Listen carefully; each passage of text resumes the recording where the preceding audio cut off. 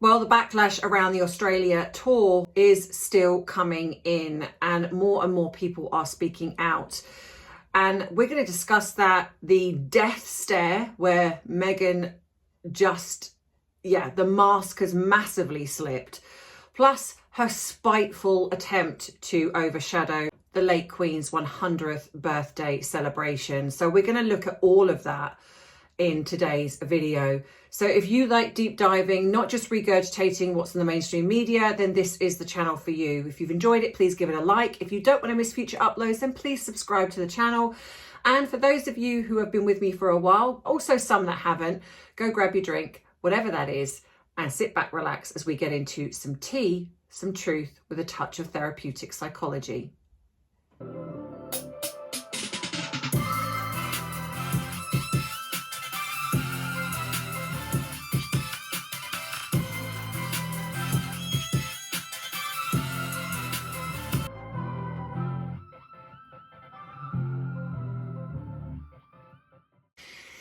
Hey everyone, well now we have got the 100th birthday of the late Queen out of the way. I wanted to honour that by not putting a video out of Harry and Meghan, so I'm a little day late, so I do apologise. But anyway, getting into this, so the backlash has been huge. There has been so many things coming out. So this video is going to be about Meghan. My video on Friday is going to be about Harry. I actually don't even know where to start with this. I think let's first start with those pathetic candles, the attempt, in my opinion, to overshadow, hijack the late Queen 100th birthday celebration. Thankfully, it didn't do that. Nobody really took that much notice. And on social media, it was actually pretty quiet in regards to her. So that was a really, really good thing to see. Now, this is classic narcissism. This is classic Meghan, because not one to not want the attention back on her. Because if you've noticed, if you followed Meghan on her Instagram, she rarely ever mentions, if ever, the girl by the name that she hijacked from the late Queen. Hardly anyone will call her that aside from the media. She might put out a picture, but it is the media that then say the name. So it was interesting, all but predictable, that she then decides to release 2 candles, very weirdly written up.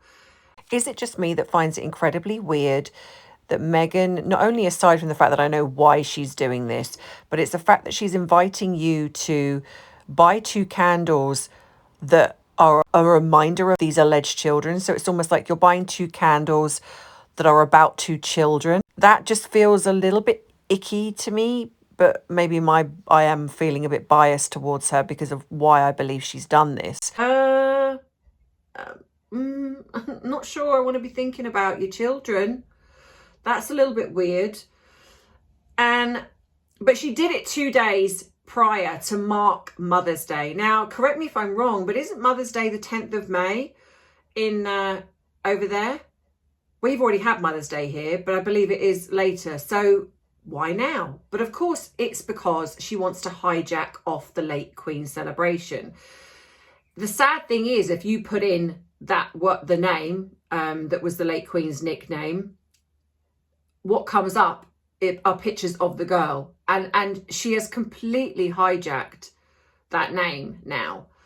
And that's, to me, that's exactly what she attempted to do. This was spiteful. It was purposeful. She knew exactly what she was doing, because there was no need to do that. What's interesting is the way that she described Archie, adding that there was ginger, as in like a nod to his red hair.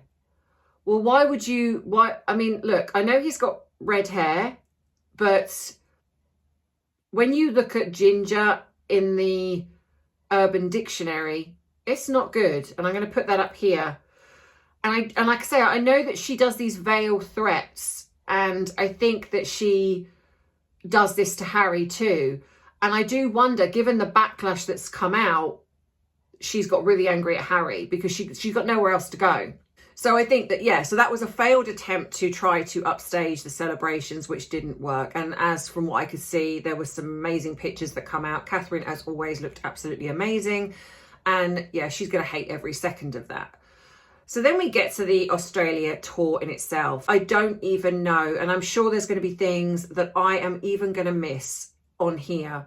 But I think one of the biggest things, I've spoken about them turning up at the Children's Hospital, and there's been huge amounts of complaints and backlash. There's been rumours of an investigation. I haven't had anything credible about that, but that's been circulated. Here's what's interesting.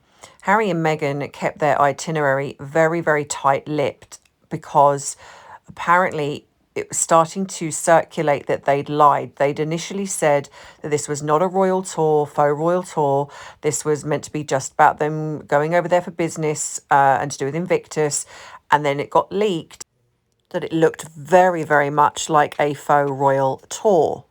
Now, other things got leaked as well. And apparently Harry and Meghan then were not happy, and they were saying that the Daily Mail was aggressive, that they'd crossed the line, they'd crossed over the embargo. So that does show you there is an embargo going on, because it says though there, and that they had to increase security, and there was obviously then a change to the police presence. I absolutely believe was leaked intentionally. We all know that Harry and Meghan do things with an agenda.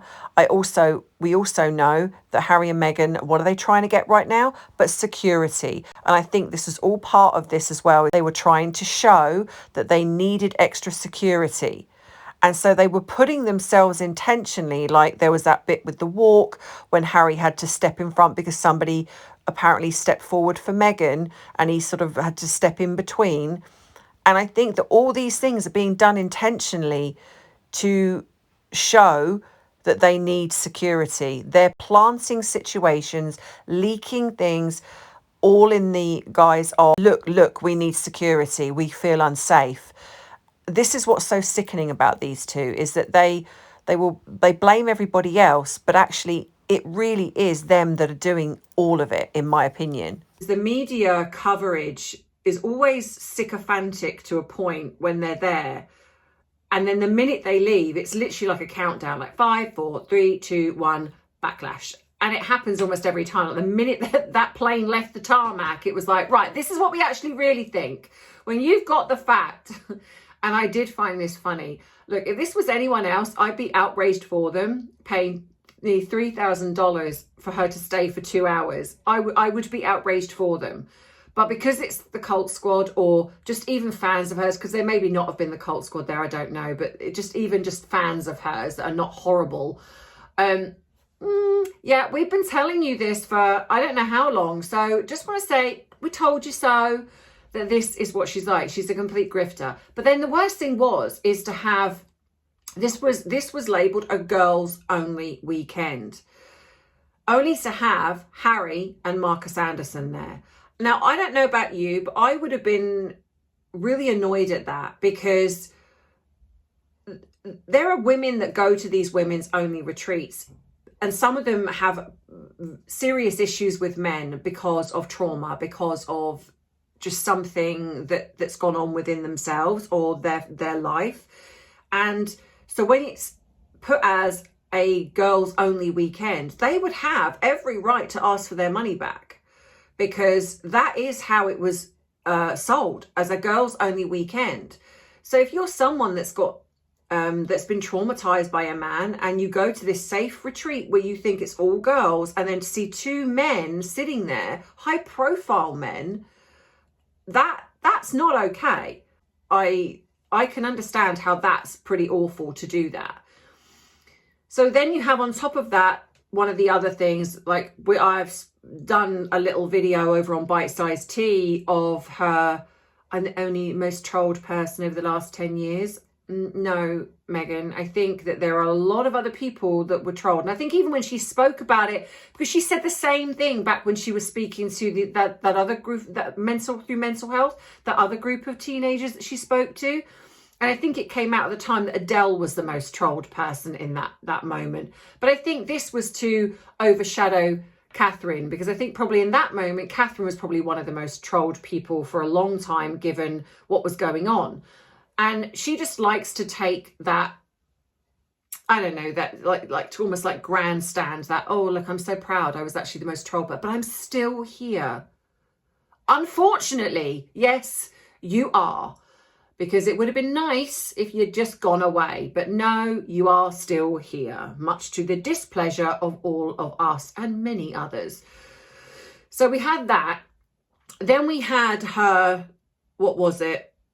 She was doing the cooking thing in that kitchen, and someone went, oh, you've just got no wrinkles. I was like, how much did you pay them for that? She's like, oh, you're so kind. Oh, how unexpected. And I've noticed a lot of things are coming out about that with her. So yeah, the biggest thing for me, aside from all of this, was the Bondi Beach walkabout. You know, I could talk for days on how absolutely hilarious it was that they put up barricades thinking they were going to get the crowds that they got last time, and there was like 100 people bunched together. You could see in a video that Harry was clearly not happy about that, and yeah, sort of like looking around for like, when are the people going to turn up? You know, because Meghan may not be used to it, but Harry knows what kind of crowds the royal family normally draw in. So he will be very aware that this is bad. But the Bondi Beach was probably the most egregious thing that I've ever thought of, because here's the problem when you blur the lines between being acting like a royal and then acting like you are a private citizen. Aside from the fact that it's come out that the police have funded some of their security, the terrorism unit was brought in. There's a picture here. But it's the fact that she did that walkabout whilst not just merching her outfits, but she wore, and again, correct me if I'm wrong, because the research that I've looked into, the horrible massacre that happened on Bondi Beach.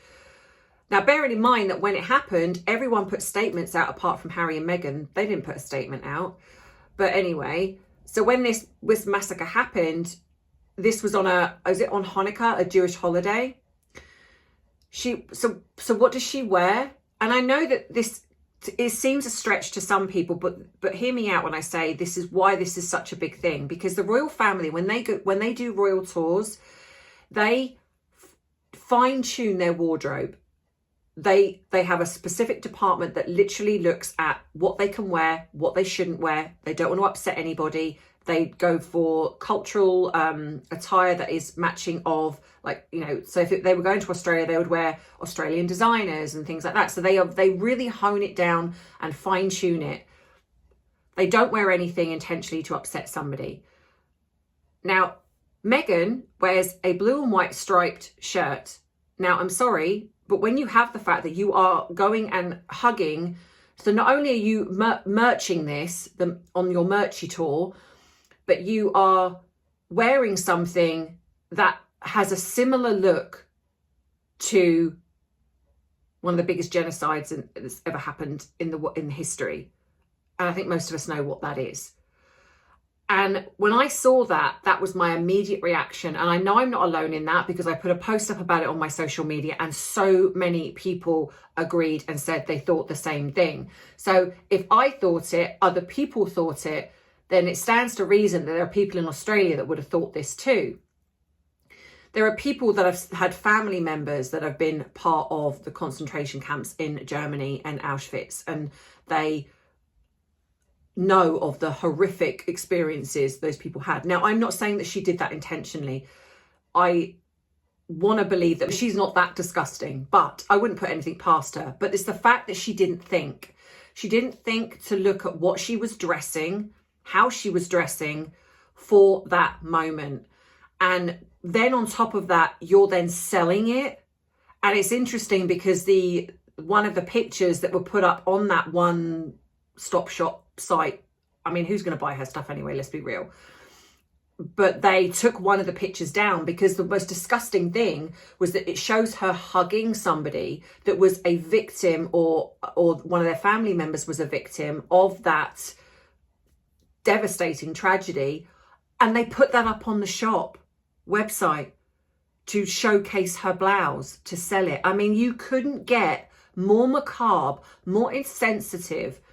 And we know that's who she is. But even that in itself is such a low to do that.